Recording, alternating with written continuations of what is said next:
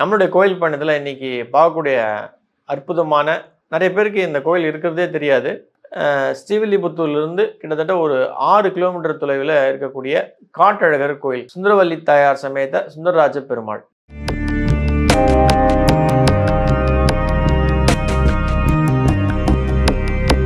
நமஸ்காரம்.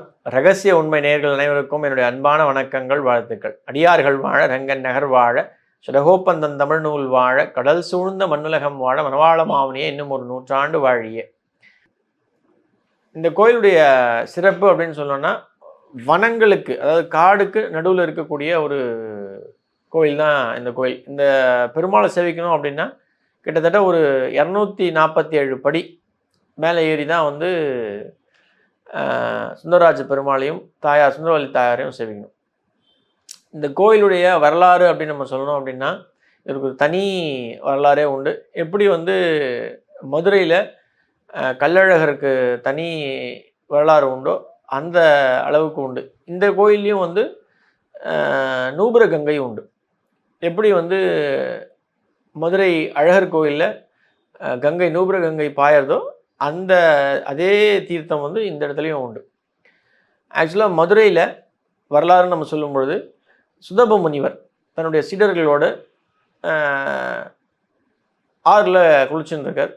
அப்போது துர்வாச முனிவர் வர்றார். துர்வாச முனிவர் வந்தது தெரிஞ்சும் இவர் வந்து காலம் எடுத்துக்கொண்டு அவரை வந்து காக்க வைத்ததால் சீடர்களோட குளிச்சு நீண்ட நேரம் துர்வாச முனிவரை காக்க வச்சதால அவருக்கு கோபம் வந்து நம்ம சுதப முனிவருக்கு சாபம் பெற்றுவார்.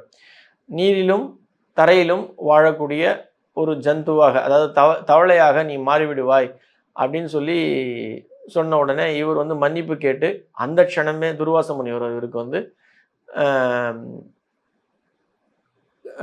நம்முடைய கள்ளழகர் வந்து நீ வந்து சித்திரை மாதத்தில் வரக்கூடிய கிருஷ்ணபக்ஷ பிரதமி திதியில் அன்னைக்கு போய் நீ நூபுரகங்கையில் குளித்து கள்ளழகரை வழங்கும் போது இந்த சாப விமோச்சனம் கிடைக்கும் அப்படின்னு சொல்லுவார். அதே போல் அவர் பண்ணதாக ஐதீகம்.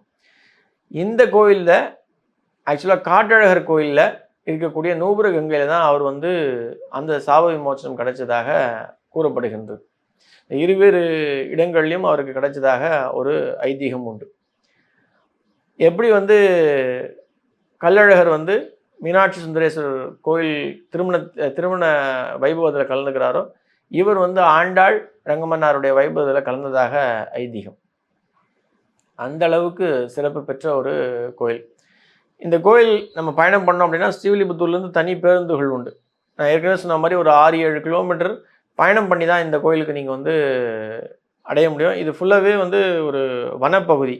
அடிவாரத்துலேருந்து நீங்கள் வந்து கிட்டத்தட்ட ஒரு ஒரு 3-4 கிலோமீட்டர் நடந்து போனோம். பாறைகளாக தான் இருக்கும்.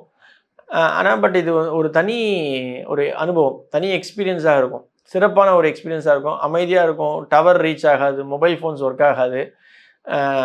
ஒரு தனி கண்ணை கட்டி காட்டில் விட்ட கதை மாதிரி இருக்கும்னு சொல்லுவாங்கள்ல, அந்த மாதிரி ஒரு சிறப்பு பெற்ற அனுபவம். இருட்டாலாம் இருக்காது. ரொம்ப லைட்டுடைய பெனிட்ரேஷன் உண்டு. இந்த கோயில் நிறைய பேருக்கு தெரியாது. ஆனால் ரொம்ப ரொம்ப முக்கியமான ஒரு கோயில். இந்த கோயிலுடைய தனி சிறப்பு, தனி முக்கியத்துவம் அப்படின்னா, நான் ஏற்கனவே சொன்ன மாதிரி இந்த கோயிலில் நம்ம நூபுரகங்கையில் நீராடணும் அப்படின்னா அது வந்து கிருஷ்ணபக்ஷம், அதாவது சித்திரை மாதத்தில் வரக்கூடிய கிருஷ்ணபக்ஷ பிரதமி திதி அன்னைக்கு நீங்கள் போய் இவரை வழிபடுறீங்க அப்படின்னா உங்களுக்கு யாருக்காக இருந்தாலும் எந்தப்பட்ட பிணி கஷ்டங்கள் நஷ்டங்கள் இருந்தாலும் அந்த நாளில் போய் நீங்கள் இந்த காட்டழகர் சுந்தரராஜ பெருமாள் சுந்தரவல்லி தாயாரை நீங்கள் போய் வணங்குறீங்க அப்படின்னும்போது நிச்சயமாக பெரிய மாற்றங்கள், அவர் உங்களுடைய தேவைகளை பூர்த்தி செய்வதாக ஐதீகம். குழந்தை பேர், செல்வம், அதுவும் ரொம்ப ஸ்பெசிஃபிக்காக சொல்லணும் அப்படின்னா செல்வத்துக்கு ஒரு ஈடு இணையான ஒரு கோயில் அப்படின்னா இந்த காட்டழகர் கோயில் தான். பெருமாளை நீங்கள் சேவிக்கும் பொழுது நிச்சயமாக உங்களுக்கு செல்வ வளம் அப்படின்றது வந்து காட்டழகர் நிச்சயமாக அவர் வந்து பூர்த்தி செய்வார் அப்படின்றது தான் ஒரு நிதர்சனமான உண்மை.